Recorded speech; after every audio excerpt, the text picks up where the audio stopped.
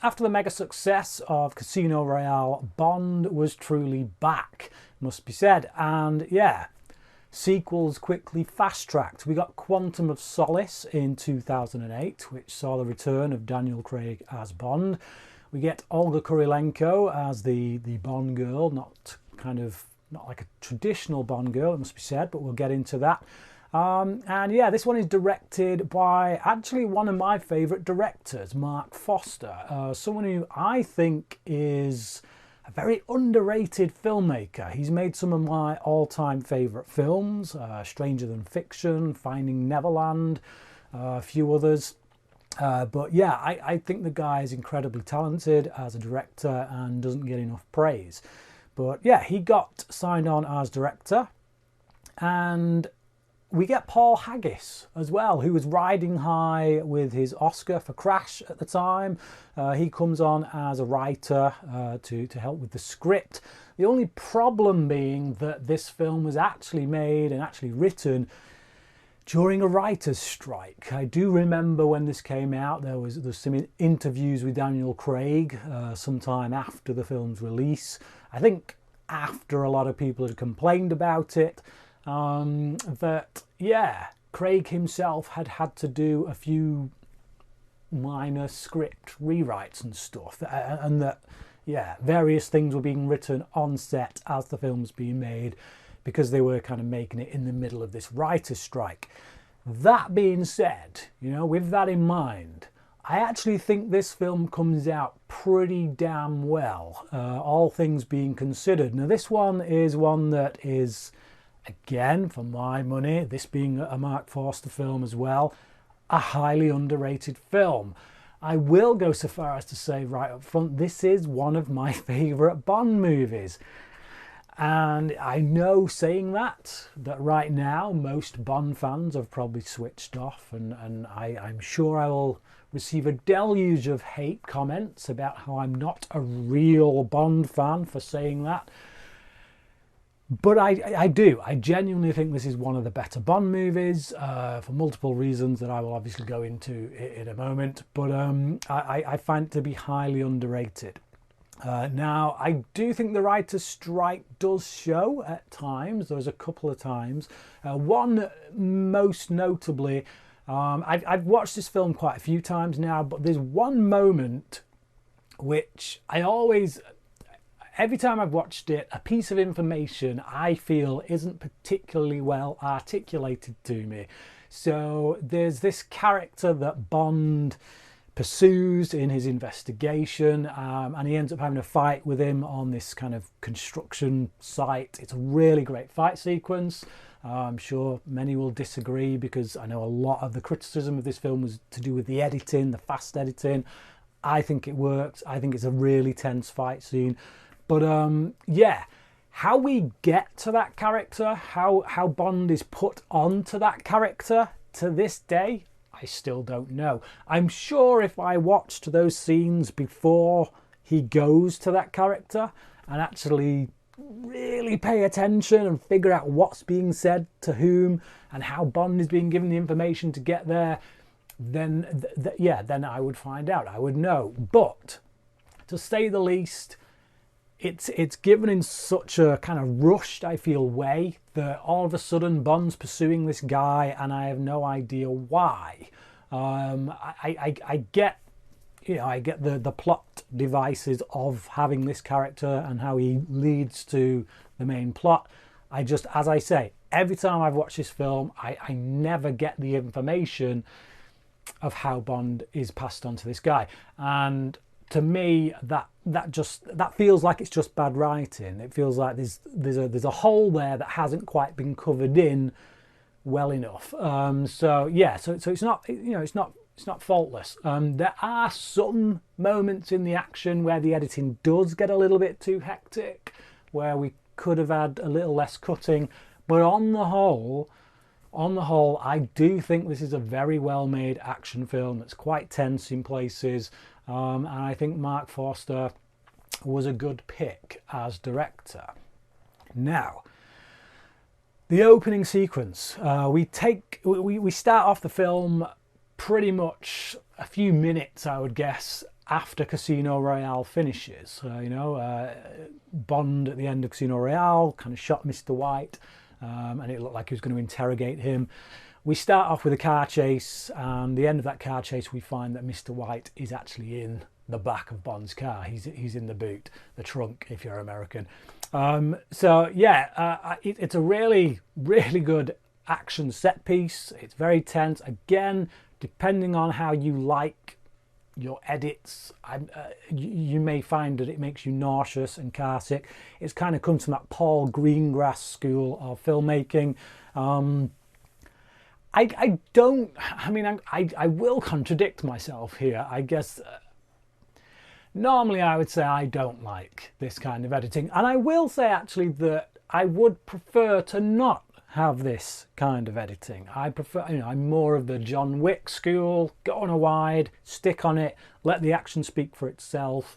So I do understand that criticism. However, I do find every time I watch this film that fast-paced, quick-cut editing, I'm engaged, I'm in, I'm trying to keep up with what's going on. It's kind of breathless in that way, and I feel like the whole film is like that. It's very fast-paced. It's one of the most fast-paced Bond films that we've ever had. It probably is the fastest paced Bond film that we've ever had. It really jets along. It's like action set piece after action set piece. Bond is, gathering clues really quickly. We don't spend that much time to kind of breathe. And I think purposefully so. I think it all works to kind of make this, like I say, breathless, elongated chase scene kind of thing through as a whole film in effect, in which Bond is really kind of trying to chase down these bad guys and get to the root of everything that's going on. We start with that opening car chase, which for me brings me into the action quite nicely, and then we get into the opening theme song, as is traditional. Again, this is another one. A lot of people are down on this theme tune. It's by Jack White and Alicia Keys. Jack White wrote it, and I'm a big fan of the White Stripes.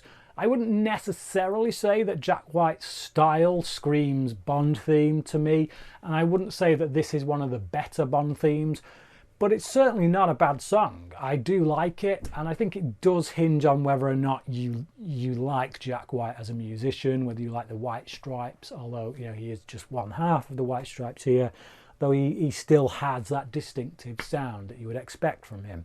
So if you're not a fan of the White Stripes, I totally get why you're not going to like this theme song. I'm a fan of Jack White. I like his music, and I do like this song. After the opening titles, we get an interrogation scene with Mr. White, who essentially reveals that there is a secret organisation that has men even within MI6. It has men everywhere. They're essentially the shadow organisation behind much of the world's ills. Obviously, this was leading to Spectre, but they didn't have copyright for Spectre at the time, so they couldn't just come out and say it's Spectre, but we all knew, let's face it. I like the intrigue that builds. I said this about Casino Royale. I like that they're giving us more of that and that they're leaning into that direction. Obviously, they were thinking at this point that sooner or later they were going to get those rights back, but for now, there's no mention of Spectre. But we find that there is a man, indeed, within MI6, within the midst of Mr. White, in fact, who basically tries to have a crack at M, tries to shoot M, kills a load of the other MI6 agents there, and helps Mr. White escape. Bond pursues him on a foot chase, and this essentially leads to the investigation of this organisation, of Bond trying to find out who these people are and where they have infiltrated. That's really what the film is all about. I like the storyline for this. A lot of people say that this does not feel like a Bond film because it doesn't have all the usual tropes of a Bond film. Yeah, it doesn't have the gadgets so much, but everything else is there, really. You know, all the other elements that we know as a Bond film are still there. You have Bond going on a mission. You have him bedding a girl who's, you know, just essentially there for him to bed. And it's just, I don't know. I've never understood that argument that this just doesn't feel like a Bond film, because like literally the only thing about it that is missing is the whole gadgets kind of section, which for one film, fine, we can do without. For me, this is a much more character-driven piece than the average Bond film. And I can say that of the whole Daniel Craig era. It's why I like the Daniel Craig era so much more than all the previous eras of Bond. You know, and even if this is a lesser Daniel Craig Bond film, in comparison to the rest of the Bond franchise, it's still top-tier stuff, because we've got character development. What we're doing is, and for the first time I might add, is we're having like a direct sequel to another Bond film. And what it does is it lends weight to the events that happened within that previous film. You know, normally we come into a new Bond film and everything that happened before may as well have not existed. We have a standalone story which you can take on its own.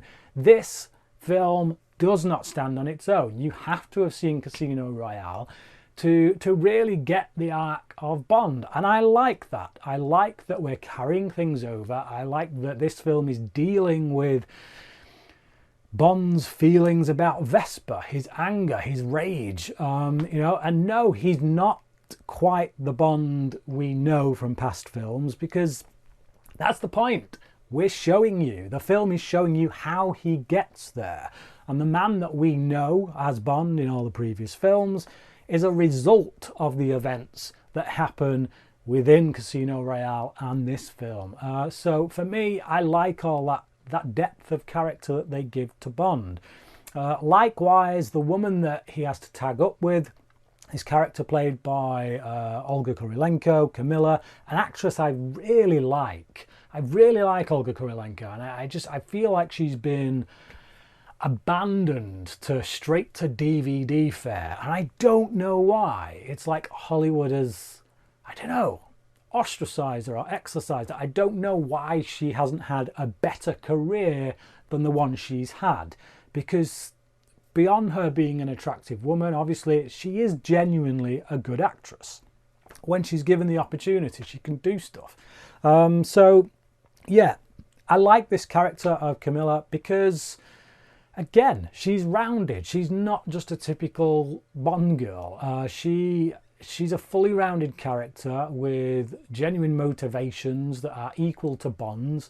And you have these two characters who are both broken, both in bad places within their life. And the fact that the two have to come together to work the same case and achieve their goals kind of helps to heal them both in certain ways. They kind of become a mirror to each other, and their pain is dealt with, admittedly, through violence.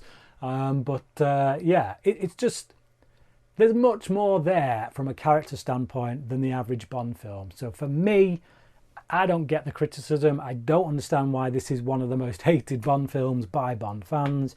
I think it does try to do something different, and I think all the better for it. Does that mean I want all Bond films to be like this and completely veer away from the formula? No, but I do think having a film like this that shows us why we get that formula later on down the line is helpful, is good, it's entertaining. As I say, I think Mark Foster does a really good job directing the material. He gets the best out of the characters. I do think that Gemma Arterton is a bit of a waste here. I'm not the biggest fan of Arterton on the whole, to be honest. I wouldn't say she's a bad actress, but she's never really wowed me.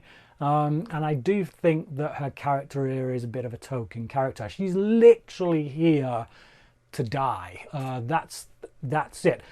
She's kind of a plot device, really. You know, and they have this little scene where she helps Bond out by tripping this goon over. But we didn't need that scene, quite frankly. Bond and Camilla could have walked out of there and they could have just left it at that. But they throw in this little sequence in which, yeah, Arterton's character trips this goon over. And it's like, would that really have stopped them? I'm pretty sure that Dominic Green would have had more men around that could have, yeah, carried on where that goon left off. So yeah, it's literally a scene that's thrown in there just to give her a bit more to do, but it rings a bit false. Really, she is there to be killed, covered in oil, as a little bit of a reference to Goldfinger, and to put Bond in a bit of a difficult position, because the woman who's been assigned to him ends up dying. So yeah, that's a bit of a weak spot for me. They didn't need Arterton for that. She was quite, I mean, I know she wasn't a huge name at this point, but she had done Prince of Persia. She was, you know, coming onto the scene. So I think to get her for this role is a little bit thankless, to be honest. There are a couple of really great action set pieces. There's a plane chase in which Bond is in, yeah, like a propeller plane, and he's being chased by this jet. I really like that sequence. I like the way that's handled and how they get out of that, and the damage and destruction that is caused with those planes. It's quite exciting. Again, it's quite tense. And another one is the fight scene that I've already mentioned, which takes place on this building site. It's kind of on this scaffolding. So there's a foot chase first that kind of ensues, and Bond is like, yeah, going over rooftops after this guy. And they end up kind of falling through a skylight, and they're fighting on this piece of scaffolding. And Bond kind of gets his ankle caught in this rope, and he's swinging about, and he's trying to grab his gun. In the meantime, the guy that he's up against is climbing the scaffolding to get his gun, and it's kind of like this moment where who's going to get to their gun first. And despite the fact that on a subconscious level, you know that Bond's going to win because it's a Bond film, he's not going to get beaten by some punk. But I still find it quite tense, and that's down to the way that it's shot, the way it's edited, the way that, yeah, it just keeps moving and moving, and you barely have time to breathe. And I like the stunts in this particular situation. I think it's a creative use of the setting of that scaffolding, and the way that bits of that scaffolding come down and really make me nervous that somebody's going to get hit with it. And it's just, yeah, it's a very dangerous place to have a fight. So yeah, I like that sequence. I like the way it's executed, as I do much of the action sequences in this film. Another slightly weak point for me, and I say slightly because, like I say, it's not a major problem or anything for me. It's not like Tomorrow Never Dies level. It's the villains. I think the villains are quite weak. We get a few villains in this. We get one that kind of, this general that Camilla is going up against, and I feel like there's more of an emotional connection there because of how much you know about what this guy's done to her life, and I'm kind of more rooting for her to get him than I am for Bond to get Green.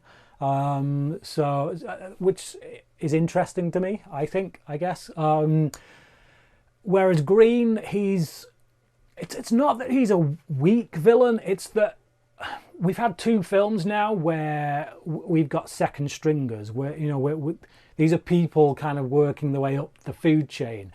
They're not the strongest of villains. Green is just, he's a business dealer, really. He's a second stringer, a middleman for whoever's at the top, kind of putting all these deals together, and that, you kind of feel that, I think. I think because of the events of Casino Royale, once we found out Le Chiffre wasn't quite the big guy on the totem pole, not even close, coming into this film and having another second stringer, it's like, oh, okay, it doesn't feel like somebody worthy of Bond's talents, I guess. You know, he's not a main villain. He's not the guy that, you know, he's not the head that you need to cut off.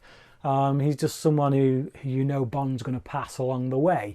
So in that regard, it does make the villains feel a little bit weak in this.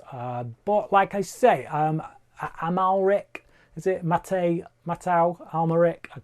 Don't know how you pronounce his name. He's a good actor. I thought he was fantastic in The Diving Bell and The Butterfly, and I do think he puts in a good performance here. There's a few moments from him that I find quite amusing. The bit when he swings the axe in his foot, that fight scene actually is quite wild, because he plays it like someone who, he turns into a wild animal. He's clearly not someone who's a fighter. He knows that Bond is a mega predator compared to him when it comes to the fighting stakes. So you see him turn into this animal in which he's just wildly swinging this axe, and I like that. I like that it's almost like he's a trapped animal. He's in a corner and he's just swinging anything, hoping it'll hit. Unfortunately, he hits himself in the foot. So yeah, I like that scene. That's pretty cool. I just think, like I say, because you know this dude is a second stringer, it doesn't really feel like Bond is given someone truly formidable to go up against. I think that story, the stuff with Green, it's almost secondary really to the character journey that Bond is going on. Like I say, dealing with all the stuff that happened with Vesper and getting a payoff for that at the end of this film. And you know, he makes a decision when he finds the guy who's essentially responsible for putting Vesper in the position she was in that led to her, well, that led to her death, led to her betraying her government and then ultimately having to die, and making that choice not to kill him. You know, there's growth there as for Bond as a character. You know, and he yeah, I know that he will say in Skyfall, there is a line in Skyfall when he's talking to Q about knowing when to pull the trigger, as Q says, but Bond says, and knowing when not to. And that's something he learnt here. Because up until this point, he is a trigger man. You know, he's a blunt instrument. He will just, yeah, he's constantly being moaned at for killing people that they could have used as a witness. So we get to the end of this film, and he has grown. He has made, you know, he made that growth of knowing when not to pull the trigger. Just one final criticism, I guess, that I'll address is the showdown at the end. I know this was a criticism I heard an awful lot when the film came out, and it just seemed like people wanted to hate for the sake of it, which is that how Bond destroys the complex at the end. You know, he basically a car smashes into the fuel cells and creates a fire that ends up burning the whole place down, and a lot of people are like, why would you put the fuel cells there?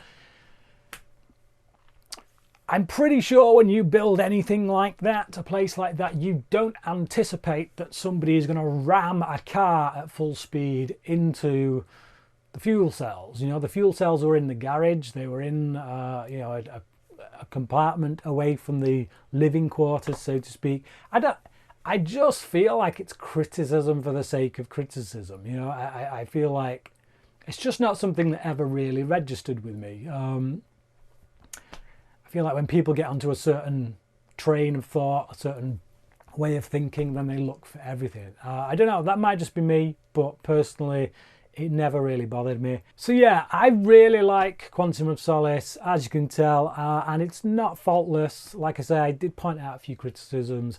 I just think it gets really unfairly bashed, and I think a lot of that has to come with coming on the back of Casino Royale, which, quite frankly, up to this point, is the best Bond film. For me it is anyway, and I think it probably was for a lot of other people. It was quite a surprise when it came out, just how good it was. And I just think people were expecting far too much. This being the year as well that, you know, this came out in the year that The Dark Knight came out. So this was at a point when sequels really needed to deliver. But I like this film. I like it a lot. For me, it's top tier Bond. It does a few things a bit differently, gives us some really good character development, and I'm going to give it a 4 out of 5. But what about you? Do you think I'm smoking crack? Do you think this is as bad as a lot of Bond fans seem to make out? Please leave your comments down below. Let me know your thoughts. And until next time, crack in.